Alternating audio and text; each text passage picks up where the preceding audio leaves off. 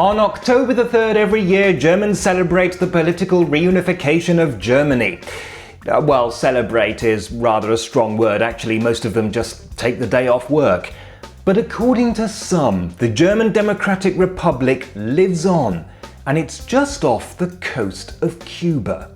The story goes that in 1972, Fidel Castro gave the island to Communist East Germany, and it was named after Ernst Thälmann, a member of the Communist Party who was imprisoned and executed by the Nazis.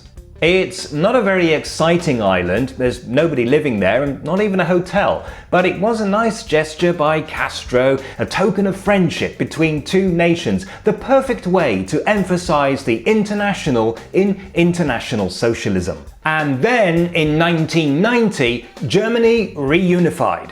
That is to say, the German Democratic Republic ceased to exist and its former territories were taken over by the Federal Republic of Germany.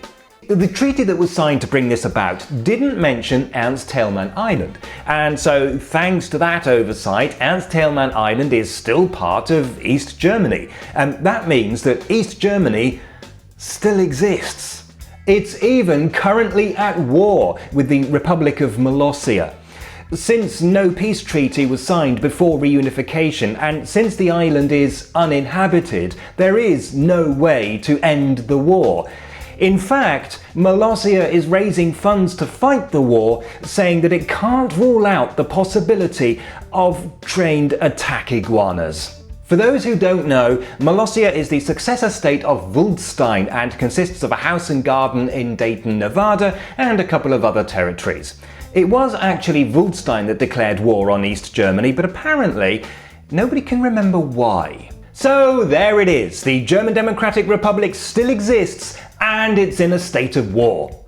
Except that it doesn't and it isn't. According to both Cuba and Germany, the island is definitely Cuban and was never given to East Germany. The gift wasn't the island, it was the name change, and it was in connection with a state visit Fidel Castro made to East Germany and the return visit by Erich Honecker to Cuba. Honecker's visit coincided with the anniversary of the death of Ernst Thälmann. While Honecker was there, he unveiled a bust of Thälmann, considered in East Germany to be a famous martyr to the communist cause. In 2001, a current affairs website mentioned the island and claimed that because it had been given to East Germany, it was now German territory.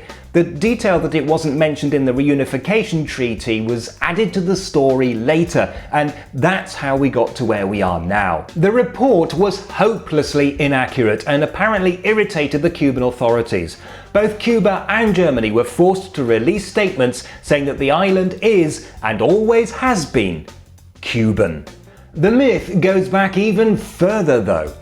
According to Frank Schöbel, an East German singer who once shot a music video on the island, a rumour quickly spread throughout East Germany that the island was in fact a personal gift from Castro to Honecker. Some people went further and dreamed of exotic holidays under the sun, now made possible because East Germany had a colony just off Cuba. As Schöbel himself put it, we were hardly able to get to Hungary. How are we going to fly to the Caribbean? Perhaps because the myth has persisted so long, even reputable media outlets have wrongly reported that Ernst Thälmann Island is an East German outpost. But this is strongly denied by all official sources, and there is no documented evidence that the island changed hands. And the Republic of Molossia?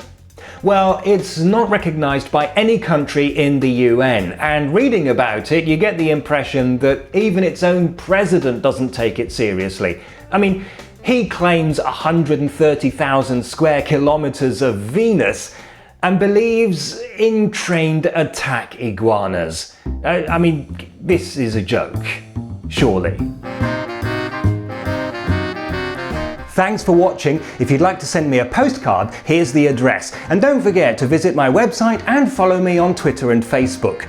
Also, if you'd like access to special bonus content and help with the costs of running this channel, please consider making a small monthly donation on Patreon.